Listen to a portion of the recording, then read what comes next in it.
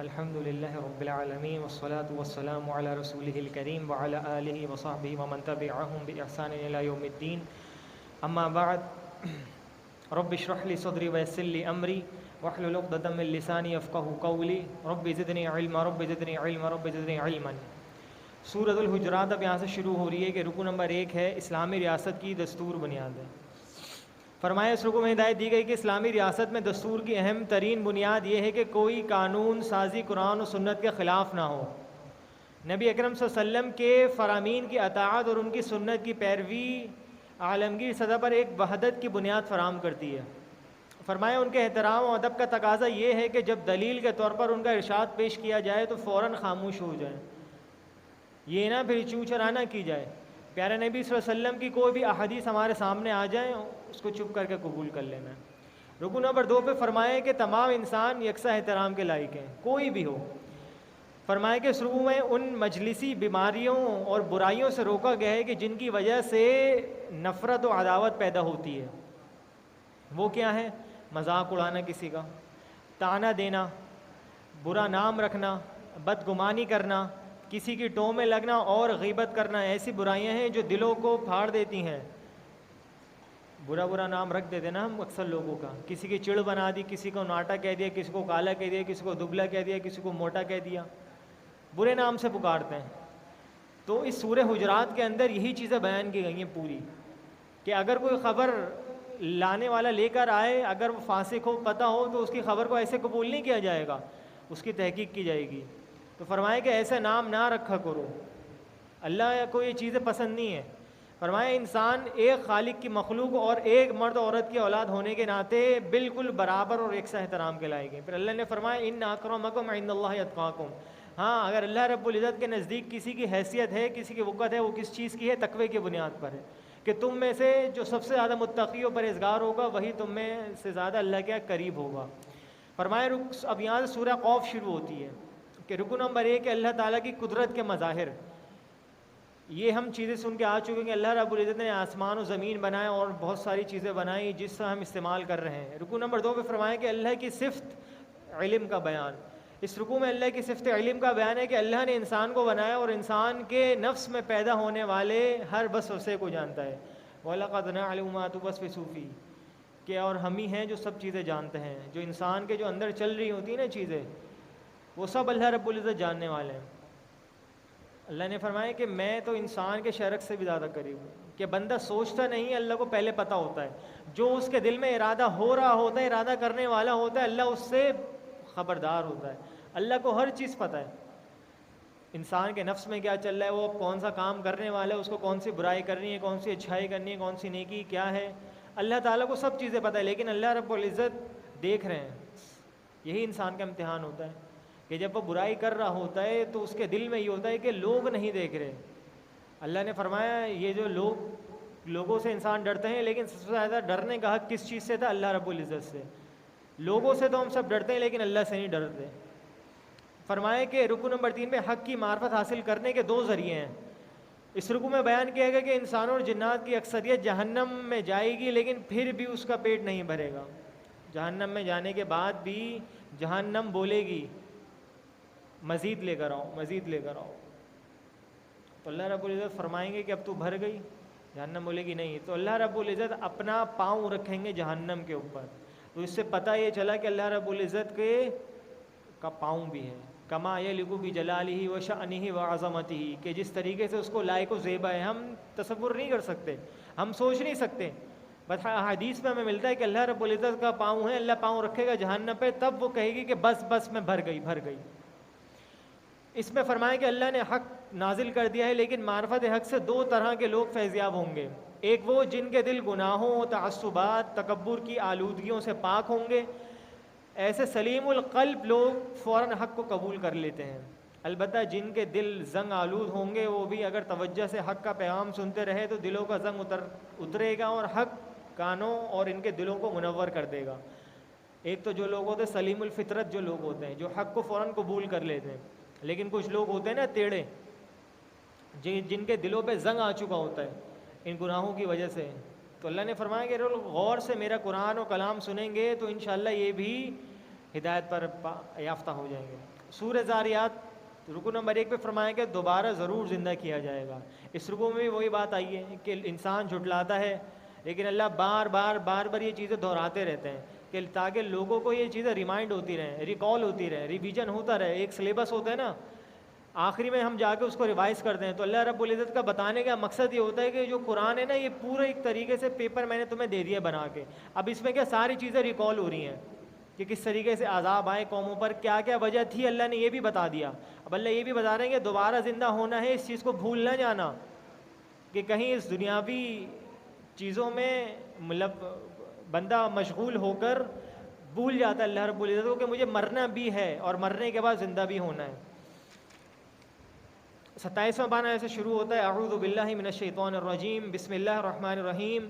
قال فما خطبكم ایھا المرسلون قالوا انا ارسلنا الی قوم مجرمین۔ رکوع نمبر 2 جو سورہ زاریات کا رکوع ہے، فرمایا مجرم قوموں کے جرائم اور ان پر عذاب۔ اس واقعے کا بیان ہے کہ جب فرشتے خوبصورت، یہاں پہ یہ والا بیان آئے کہ قوم لوط کی طرف فرشتے جب خوبصورت لڑکوں کی اس پر آئے بن کر تو آئے تھے، لیکن ان کو عذاب دینا مقصود تھا۔ رکوع نمبر 3 میں فرمایا انسانوں اور جنوں کا مقصد تخلیق اللہ کی عبادت ہے، وما خلقت الجن والانس الا لیعبدون، کہ میں نے نہیں پیدا کرے جنوں اور انسانوں کو سوائے کس لیے کہ میری عبادت کریں بس۔ فرمایا کہ جس طرح زمین آسمان کا جوڑا ہے، اسی طرح آخرت کی زندگی دنیا کی زندگی کا جوڑا ہے۔ فرمایا آخرت کی زندگی میں سرخرو ہونے کے لیے ضروری ہے کہ ہم دنیا کی زندگی میں اپنے مقصد زندگی کو پہچانیں کہ ہمارا مقصد کیا ہے دنیا کے اندر آنے کا۔ کھانا پینا، بچے پیدا کرنا، ادھر ادھر جانا، یہ تو جانور بھی کرتے ہیں، کھاتے بھی ہیں پیتے بھی ہیں، بچے ان کے بھی ہوتے ہیں، ان کا جو جی میں آتا ہے وہ کر لیتے ہیں، لیکن اللہ رب العزت نے انسان کو لمیٹڈ رکھا ہے ہر چیز سے۔ فرمایا اس دنیا میں بھیج رہا ہوں تو اس کے اندر ریسٹرکشنس ہیں، کچھ لمٹس ہیں، اگر اس کو تم اپناؤ گے تو جنت ملے گی، اگر ان کو تم کراس کرو گے ان سارے لمٹس کو تو جہنم ہے آخرت میں۔ اس دنیا میں تو مزے لوٹ لیتا ہے انسان، لیکن آخرت کی جو زندگی ہے اس کو تباہ و برباد کر دیتا ہے۔ سورہ طور رکوع نمبر 1 نیک اولاد جنت میں ساتھ ہوگی۔ فرمایا کہ جنت میں نیک انسان کو اس کی نیک اولاد کے ساتھ رکھا جائے گا۔ اگر کسی کے اعمال کی وجہ سے اس کا درجہ جنت میں نیچا ہوگا تو اللہ رب العزت اپنے فضل سے اس کا درجہ بڑھا کر اس کی اولاد یا اس کے ماں باپ کے ساتھ کر دے گا۔ تو میں نے بتایا نا اللہ رب العزت کسی کا اجر ضائع نہیں کرنے والے، وہ ہر کسی کو اس کا پورا بدلہ دیں گے کل قیامت کے دن انشاءاللہ۔ تو بندہ یہ نہ سوچا کرے کہ میں جو عمل کر رہا ہوں وہ ایسے ضائع جا رہے ہیں، نہیں، اللہ رب العزت کے اس کا ہر چیز کرامن کاتبین بیٹھے نا کندھوں پر، وہ ایک ایک چیز کو نوٹ کر رہے ہیں۔ یہاں آپ کا بیٹھنا بھی انشاءاللہ نوٹ ہو رہا ہوگا کہ یہاں پہ جو نمازی ہیں وہ یہاں پہ بیٹھے ہیں اور کتنے ٹائم سے کتنے ٹائم تک بیٹھے ہوئے ہیں، تو انشاءاللہ اس کا اجر پورا کیلکولیشن کر کے اللہ رب العزت کل آپ کو قیامت کے دن عطا کریں گے انشاءاللہ۔ رکوع نمبر 2 پہ فرمائے کہ اللہ تعالیٰ کا گستاخان رسول صلی اللہ علیہ وسلم پر غیظ و غضب۔ اب اس میں اسی طریقے سے بتایا گیا ہے کہ یہ جو لوگ کہتے تھے کہ نبی علیہ السلام کو نعوذ باللہ من ذالک مجنون، کاہن، شاعر، تو بتایا گیا اس طریقے سے تم لوگ باز آ جاؤ، قیامت کا دن قریب آنے والا ہے تو اس سے تمہیں دگنا عذاب ملے گا جہنم کا۔ اس دنیا میں تو ذلت اور رسوائی ملی گئی، لیکن کل قیامت کے دن اس سب سے بڑھ کر عذاب ملے گا۔ سورۃ النجم رکوع نمبر 1 حضرت جبرائیل علیہ السلام کا ملوکتی صورت میں دیدار۔ اللہ کے نبی اب یہاں پہ سورہ نجم میں پورا واقعہ بیان ہوا ہے کہ معراج کا، کہ کس طریقے سے آپ علیہ السلام معراج پہ گئے تھے، شارٹ بیان ہوا ہے، بس بتائی گئی کہ آپ علیہ السلام کہاں گئے تھے اور کس طریقے سے گئے۔ اب یہاں پہ اس واقعے کی اس کی بھی تردید ہوتی ہے کہ جو لوگ کہتے ہیں کہ آپ علیہ السلام نے اپنی آنکھوں سے اللہ رب العزت کو دیکھا ہے۔ آپ علیہ السلام نے فرمایا تھا، صحابہ کرام کہنے لگے کہ اللہ کے نبی علیہ السلام آپ نے کبھی اللہ کو دیکھا ہے؟ فرمایا ہوا نور کیف ارا، صحابہ اللہ رب العزت تو نور ہے، میں اس کو کس طریقے سے دیکھ سکتا ہوں؟ ہاں احادیث میں ہمیں ملتا ہے کہ آپ علیہ السلام نے خواب میں دیدار کرا ہے، لیکن جیتے جاگتے، کیونکہ معراج پہ ہمارا عقیدہ تو ہے کہ نبی علیہ السلام کو آپ کے جسم کے ساتھ ہوئی تھی، جیتے جاگتے اس پہ ہوئی تھی۔ ہم سب مسلمانوں کا اہل سنت والجماعہ کا عقیدہ بالکل یہی ہے، لیکن آپ علیہ السلام کو دیکھا نہیں اللہ رب العزت نے۔ حضرت عائشہ فرماتی ہے رضی اللہ عنہا 3 باتیں فرماتی ہیں، کہتی ہیں کہ ان میں سے ایک یہ بھی ہے کہ جس شخص نے یہ کہا کہ اللہ کے نبی علیہ السلام نے اللہ کو دیکھا ہے تو اس نے گویا آپ علیہ السلام پر جھوٹ باندھا، جھوٹ بولتا ہے وہ شخص۔ فرمایا کہ اس میں آگاہ کیا ہے کہ نبی اکرم صلی اللہ علیہ وسلم اپنی خواہش نفس سے کچھ نہیں بولتے. وما ينطق عن الهوى ان هو الا وحی یوحیٰ, کہ بے شک یہ جو میرے نبی ہیں یہ اپنی ہوا سے اپنے نفس سے کچھ نہیں کہتے. ہاں ہم جو وحی کرتے ہیں یہ صرف اور صرف وہی بات کہتے ہیں بس, اور کچھ بھی نہیں کہتے. فرمایا کہ بلکہ وہی بات کہتے ہیں جو اللہ نے ان کی طرف وحی کی ہے. اور نبی اکرم صلی اللہ علیہ وسلم نے حضرت جبرائیل کو 2 مرتبہ دیکھا ان کی شکل میں. پہلی مرتبہ کب دیکھا تھا پتہ ہے ہم کسی کو؟ کب تھا وہ؟ پہلی وحی تھی بالکل, جب حضرت جبریل امین آئے تھے آپ علیہ السلام کو غار حرا کے اندر پکڑ کے بالکل صحیح طریقے سے دبایا تھا. پھر فرمایا تھا اقرا, پڑھیے. آپ علیہ السلام نے کہا ما انا بقارئ, میں پڑھا ہوا نہیں ہوں. آپ نے 3 دفعہ یہ کہا, پھر فرمایا اقرا بسم ربک الذی خلق. پھر یہ پوری آیت نازل ہوئی تھی, 4-5 جو آیتیں ہیں. تو نبی علیہ السلام نے ایک اور دوسری وہاں دیکھا, ایک یہ صحیح بھائی نے صحیح بولا بالکل, کہ جب آپ علیہ السلام کو نبوت مل چکی تھی لیکن آپ علیہ السلام تذبذب کا شکار تھے کہ میرا کیا بنے گا, کیونکہ شیطان کی طرف سے وسوسے ہوتے ہیں. کیونکہ پہلی جب وحی نازل ہو گئی تھی کافی عرصے تک پھر یہ چیز منقطع ہو گئی. تو آپ علیہ السلام حدیث میں آتا ہے, سیرت کی کتاب ہے رحیق المختوم, شیخ مبارک فوری رحمہ اللہ کی, صفی الرحمان مبارک فوری رحمہ اللہ کی کتاب ہے یہ, اس کو جا کے پڑھیے گا لازمی, بازار سے خریدیں انشاءاللہ بہت فائدہ ہوگا آپ کو. الرحیق المختوم کے نام سے کتاب ہے, تو اس کے اندر تفصیل سے واقعہ موجود ہے. تو اس میں یہ واقعہ ایک یہ بھی آتا ہے کہ آپ علیہ السلام نے سوچا کہ میں اپنے آپ کو خود ڈھکیل دیتا ہوں پہاڑ سے, خودکشی کر لیتا ہوں. کس وجہ سے کہ وہی منقطع ہو گئی تھی, آپ علیہ السلام کو سمجھ نہیں آ رہا تھا اور لوگ آپ علیہ السلام کو کہے جا رہے تھے. تو فرمایا کہ جیسے آپ پہنچے تو جبریل امین کو دیکھا, اور آپ علیہ السلام نے فرمایا کہ اس طریقے سے دیکھا کہ ان کے جو پر تھے وہ پورے کے پورے آسمانوں کو ڈھکے ہوئے تھے. ایک پر تھا یا 2 پر تھے, اور اتنی بڑی ذات تھی وہ جبریل امین کی. ایک دفعہ تب, اور دوسری دفعہ کب دیکھا؟ معراج پر. سدرۃ المنتہا جو ہے نا, بس وہ حد ہے تمام فرشتوں کے لیے بھی, اس سے آگے کیا, اس سے اوپر اللہ رب العزت کا عرش ہے, وہاں تک صرف اور صرف فرشتوں کی پہنچ ہے بس, اس سے آگے نہیں ہے. جبریل امین نے وہاں پہ ساتھ روک دیا تھا آپ علیہ السلام کو, فرمایا کہ اب اس سے آگے میری پہنچ نہیں ہے, مجھے بس یہیں تک اجازت ہے. تو اللہ رب العزت نے آپ کو اور آگے بلایا, اور آپ نے اللہ رب العزت کے ساتھ بیٹھ کر ہم کلام ہوئے. آپ علیہ السلام اللہ رب العزت اپنے پردوں کے اندر تھے اور آپ علیہ السلام ہم کلام ہوئے, یہ آپ کو شرف بخشا گیا. تو آپ کا یہ بھی خاصہ ہے کہ موسیٰ علیہ السلام کے بعد اللہ رب العزت نے آپ سے بھی ہم کلامی کری, اور وہ بھی اوپر. آپ نے جنت بھی دیکھی, جہنم بھی دیکھی. فرمایا ایک مرتبہ زمین پر جب انہوں نے آپ صلی اللہ علیہ وسلم پر سورہ مدثر کی ابتدائی 7 آیتیں نازل فرمائی, اس وقت پورے افق حضرت جبریل امین کے وجود سے چھپ رہا تھا. دوسری مرتبہ شب معراج میں جب وہ آسمانوں پر بیری کے ایک ایسے درخت کے پاس ظاہر ہوئے جو جنت کے قریب ہے, اس بیری پر اس وقت اللہ کی انوار تجلیات کے عظیم مظاہر چھائے ہوئے تھے. اللہ رب العزت کے انوار چھائے ہوئے تھے وہاں پہ. رکو نمبر 2 پہ فرمایا کہ اللہ کی اجازت کے بغیر کوئی شفاعت نہ کر سکے گا. فرمایا کہ مشرکین مکہ کے اس دعوے کی تردید کی گئی کہ فرشتے ان کی سفارش کریں گے. فرشتوں کو نعوذ باللہ من ذالک اللہ کی بیٹیاں کہتے تھے نا. فرمایا واضح کیا گیا کہ سفارش ہوگی اللہ کی اجازت اور اس کے حق میں جس کے لیے اللہ پسند فرمائے گا. رکو نمبر 3 پہ فرمایا انسان کا عمل اس کے کام آئے گا, کہ روز قیامت کوئی انسان دوسرے انسان کا بوجھ نہیں اٹھائے گا, کوئی بھی انسان کسی دوسرے کا بوجھ نہیں اٹھائے گا. کل قیامت کا دن اللہ رب العزت ہر کسی کے ساتھ ظلم کا بھی بدلہ دلوائیں گے اور زیادتیوں کا بھی. جس شخص نے اس دنیا کے اندر ظلم و زیادتی کری ہے ذرہ برابر بھی کل قیامت کے دن اللہ رب العزت سب سے حساب دلوائیں گے, اور کوئی کسی کا بوجھ اٹھانے والا نہیں ہے. سورہ قمر یہاں سے شروع ہوتی ہے. رکو نمبر 1 فرمایا قرآن سمجھنے کے لیے آسان کر دیا گیا ہے. فرمایا کہ مشرکین مکہ کے لیے سخت وعید بیان کی گئی, اور وہ واضح نشانیاں دیکھ کر بھی حق کو جھٹلاتے رہے, لہٰذا انہیں دنیا آخرت میں تباہی کا سامنا کرنا پڑا. قرآن حکیم ایسی مشکل کتاب نہیں ہے جسے صرف علماء کرام ہی سمجھ سکتے ہیں. اللہ نے اس قرآن کے ذریعے ایسے لوگوں کو ہدایت دی جن کے بارے میں خود قرآن کا تفسیر ہے وَإِن كَانُوا مِن قَبْلُ لَفِي ضَلَالٍ مُبِينٍ. صحابہ کرام مراد ہیں اور دیگر لوگ مراد ہیں.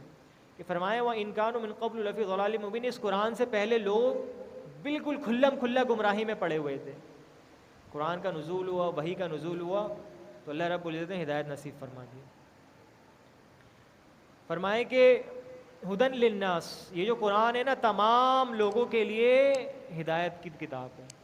ہاں اس قرآن کو سمجھنا بہت آسان ہے اس ترجمے کے ساتھ، لیکن اس کی تفاسیر ہو گئی، شروحات ہو گئی، اس کے لیے علماء سے رابطہ۔ فرمائے کہ البتہ قرآن کی تفسیر کرنے، اس سے احکامات اخذ کرنے کے لیے چند بنیادی علوم سیکھنا ضروری ہے، اور یہ سعادت علماء کرام ہی حاصل کر سکتے ہیں۔ اب کوئی اس میں لمٹ تو نہیں ہے کہ بھئی آپ عالم نہیں بن سکتے، آپ نہیں بن سکتے، اللہ نے ہر چیز کھلی ہوئی رکھی ہوئی ہے، جس کا شوق ہے وہ جائے پڑھے، عالم بن جائے، کیونکہ جب تک ہم اس کا علوم حاصل نہیں کریں گے تو اس کے اندر سے جو مسائل ہے وہ کس طریقے سے اخذ کریں گے، ہم نہیں کر سکتے۔ ہم صرف ترجمہ تو پڑھ سکتے ہیں، لیکن اس کے اندر سے جو مسئلے مسائل ہیں، اب جیسے مثال کے طور پر میراث کے مسائل آ جاتے ہیں، اب وہ میں نہیں جانتا، کس طریقے سے میں اخذ کروں گا؟ ظاہر سی بات ہے اس کو پڑھنا پڑے گا۔ اب پڑھنا کس طرف ہے، رجوع کس طرف کرنا ہے؟ احادیث کی طرف۔ احادیث کے اندر اس کی تفصیلات بالکل موجود ہیں، پوری پوری۔ رکو نمبر 2 پہ فرمایا مجرم قوموں پر اللہ کا عذاب، جو پیچھے بھی ہم بیان کر کے آ چکے ہیں۔ رکو نمبر 3 پہ کہ جیسا عمل ہوگا ویسے ہی بدلہ ملے گا، کہ انسان جیسا عمل کرے گا ویسے اس کو بدلہ ملنا ہے کل قیامت کے دن۔ سورۃ الرحمن ایسے شروع ہے۔ رکو نمبر 1 پہ فرمایا کہ قرآن حکیم کے سیکھنے اور سکھانے کی فضیلت کیا ہے۔ آپ علیہ السلام کی حدیث آپ نے فرمایا کہ تم میں سے بہترین وہ لوگ ہیں، وہ شخص ہے، چاہے وہ عورت ہو یا مرد ہو، جو خود بھی قرآن سیکھے اور دوسروں کو سکھائے۔ فرمایا کہ قرآن حکیم کے سیکھنے اور سکھانے کی فضیلت 4 چیزوں کی ذکر کو واضح کرتی ہے۔ وہ کیا ہے کہ اللہ کی چوٹی کی شان ہے صفت رحمان، الرحمن، یہ اللہ رب العزت کی صفت ہے۔ فرمایا چوٹی کا علم ہے، علم القرآن، اس نے قرآن سکھا دیا انسان کو، جو سب سے اعلیٰ علم تھا، سب سے اعلیٰ لوح محفوظ میں تھا۔ چوٹی کی مخلوق ہے انسان، اور انسان کو چوٹی کا وصف دیا کہ انسانوں کو قرآن سکھا دیا، کس نے؟ رحمان نے، الرحمن علم القرآن۔ فرمائے کہ اعلیٰ شے کا استعمال بھی اعلیٰ ہونا چاہیے، اور انسان کی صفت بیان کا اعلیٰ ترین استعمال ہے کہ قرآن حکیم کا سیکھنا اور سکھانا۔ جب اللہ رب العزت نے اس کو اشرف المخلوقات بنایا ہے اور قرآن اس کو دیا ہے، تو قرآن تو سب سے اعلیٰ ہے نا، اوپر سے نازل ہوئی ہوئی کتاب ہے یہ، اس چیز کو یاد رکھیں۔ قرآن کہاں سے؟ آسمانوں سے نازل ہوئی کتاب ہے۔ آج ہم خاک چھان رہے ہوتے ہیں روڈوں پر، زمینوں پر، چیزوں کو دیکھ دیکھ کر۔ جو قرآن ہمارے گھروں پہ موجود ہے، اس کو ہم نے پیار محبت سے جزدان میں سجا کر خوشبو وغیرہ لگا، خوشبو بھی نہیں لگاتے اب، پہلے جو لوگ تھے نا وہ تو خوشبو بھی لگا دیتے تھے، اس کا اتنا احترام تھا، ادب تھا۔ اب تو بس ایسی مٹی جاتی رہتی ہے، اس پر مکڑی کے جالے بنتے رہتے ہیں، رمضان آیا تو نکال لیا اگر اللہ نے توفیق دی، ورنہ اس سے بھی ہم ہاتھ دھو بیٹھتے ہیں۔ تو بھائی یہ اللہ کی نازل کردہ کتاب ہے، اس کو آسمانوں سے اللہ نے نازل کرے، اس کے ساتھ ہم ایسا سلوک نہیں کر سکتے۔ رکو نمبر 2 پہ فرمائے کہ انسانوں اور جنات کی بے بسی۔ رکو میں ارشاد ہوا کہ مظاہر قدرت بڑے حسین ہیں لیکن فنا ہونے والے ہیں۔ کل من علیہا فان ویبقى وجہ ربک ذو الجلال والاکرام، کہ ہر چیز فنا ہونے والی ہے سوائے آپ کے رب کے چہرے کے، صرف اور صرف اللہ رب العزت ہی باقی رہنے والے ہیں اس دنیا میں۔ ان میں کھو کر غافل نہ ہو جانا، صرف اور صرف اللہ سبحانہ و تعالیٰ کا رخ انور اپنی پوری آب و تاب اور جمال و جلال کے ساتھ ہمیشہ باقی رہے گا۔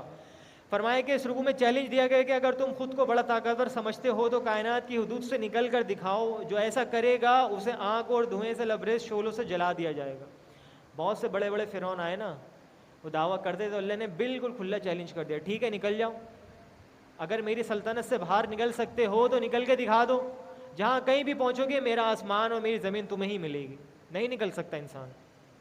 فرمائے کہ قیامت کا نقشہ کھینچا گیا ہے کہ اس روز مجرم اپنے چہروں سے پہچان لیے جائیں گے۔ رکوع نمبر 3 پہ فرمایا کہ 2 طرح کے جنتی ہیں، اصحاب الیمین اور مقربین کی جنتوں کا ذکر ہے۔ اس کے بعد اصحاب الیمین وہ سعادت مند ہیں جنہیں نامہ اعمال دائیں ہاتھ میں دیا جائے گا، سیدھے ہاتھ میں۔ فَأَمَّا مَنْ أُوتِيَ كِتَابَهُ بِيَمِينِهِ، کہ جس شخص کا دائیں ہاتھ میں اعمال نامہ دے دیا گیا، فَيَقُولُ هَا اقْرَءُوا كِتَابِيَهْ، وہ کہے گا، ہنس کے کہے گا، لو جی پڑھو میرا نامہ اعمال۔ اچھا رزلٹ آ جائے نا تو ہر کسی کو دکھایا جاتا ہے، لیجئے آپ بھی لیجئے، آپ بھی لیجئے پڑھیے۔ انی ظننت انی ملاق حسابیہ، مجھے پتا تھا، میں نے اس قرآن و حدیث کا علم حاصل کر رکھا تھا، میں جانتا تھا کہ اللہ رب العزت مجھے ایک نہ ایک دن دوبارہ زندہ کریں گے اور مجھ سے پوچھیں گے اس بارے میں۔ تو اللہ فرمائیں گے فَهُوَ فِي عِيشَةٍ رَاضِيَةٍ، وہ تو کل قیامت کے دن اپنی بڑی ہی عیش و عشرت والی زندگی میں ہوگا، راضی ہونے والی زندگی میں ہوگا۔ راضیہ، راضی ہوگا وہ شخص، اللہ ہم کو ان میں سے کر دے۔ سورہ واقعہ رکن نمبر 1 انسانوں کی 3 گروہوں میں تقسیم بیان کی گئی ہے۔ فرمایا کہ اس روز کئی لوگ جو دنیا میں بڑے سمجھے جاتے تھے اپنے جرائم کی وجہ سے ذلیل ہو کر جہنم میں پڑے ہوں گے۔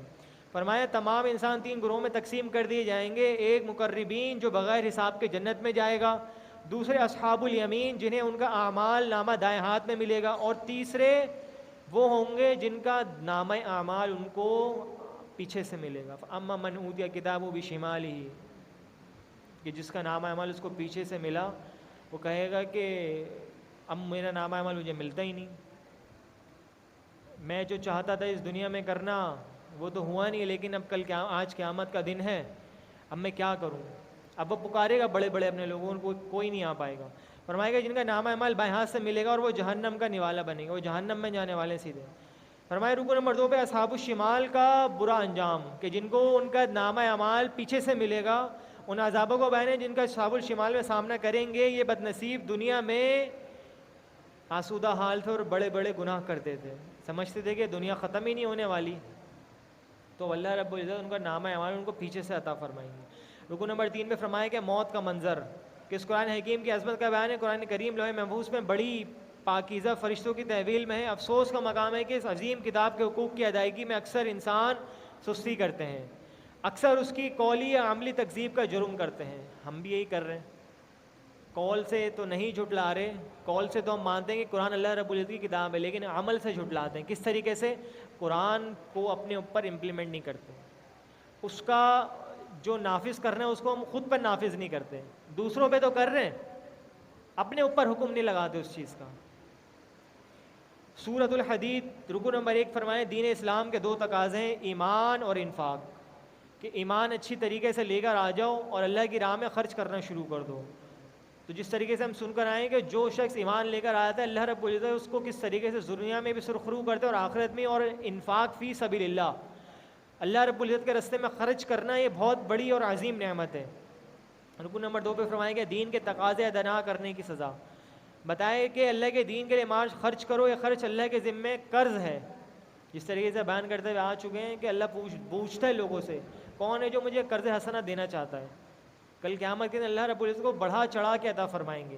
فرمائیں گے جسے وہ بڑھا چڑھا کر لوٹائے گا اس کے بعد پل صراط کا نقشہ کھینچے گا کہ یہ پل ایک تاریک رستہ ہے جو جہنم کے اوپر سے گزرتا ہے. اللہ ہم سب کو پل صراط سے محفوظ رکھے. پل صراط بڑے کٹھن مرحلہ ہے.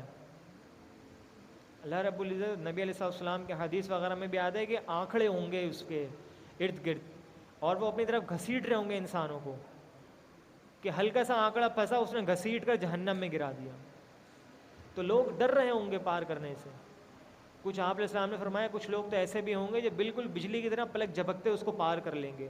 کیا وجہ ہے؟ نام اعمال کی وجہ سے. کچھ لوگ ایسے بھی ہوں گے جو مر رہے ہوں گے، کٹ رہے ہوں گے، لیکن پھر پار کریں گے. اور کچھ بدبخت ایسے بھی ہوں گے جو پاؤں رکھتے ہی جہنم میں لڑک جائیں گے، گر جائیں گے. اللہ ہم سب کو محفوظ رکھے جہنم سے اور پل صراط پر استقامت عطا فرمائے. کیونکہ عبداللہ ابن رواحہ رضی اللہ عنہ کے بارے میں آتا ہے وہ ایک دفعہ لیٹے ہوئے اور رونا شروع کر دیا. بیوی پوچھتی ہیں کہ بھائی کیا وجہ ہے، کیوں رو رہے ہو؟ کہتے ہیں مجھے اللہ رب العزت کی وہ آیت یاد آ گئی کہ وَإِن مِّنكُمْ إِلَّا وَارِدُهَا، کہ تم میں سے ہر ایک کو اس پل صراط کے اوپر سے گزرنا ہے. کہتے ہیں کہ عبداللہ کیا بنے گا تیرا؟ اپنے آپ سے بولتے ہیں. صحابی ہیں لیکن غور فکر جہنم سے ڈر ایسا ہے. بیوی رونا شروع کر دیتی ہے کہ کیا بنے گا ہمارا. تو بھائی اس پل سے ہر ایک کو گزرنا ہے، میں ہوں، آپ ہو، ہر کسی کو گزرنا ہے.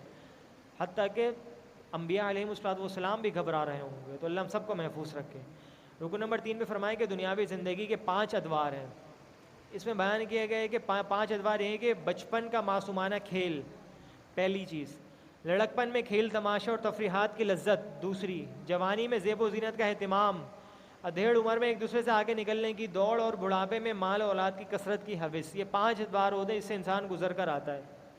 اس طریقے سے فرمایا نا کہ جو دنیا ہے لہو و لعب، کھیل تماشا ہے صرف اور صرف، اور کچھ بھی نہیں ہے. کھیل تماشا کب ہوتا ہے؟ بچپن کے اندر. انسان چھوٹا ہوتا ہے، کوئی پرواہ نہیں ہوتی، کھیل ہے، تماشا، تفریحات ہوتی ہیں. لعب ہوتا ہے جب انسان بڑا ہو جاتا ہے، دنیا کی رنگینیاں بڑی اچھی لگنی شروع کر دیتی ہیں. یہاں بھی جاؤں، یہ بھی کروں، وہ بھی کروں، مطلب ہر کام کر لوں.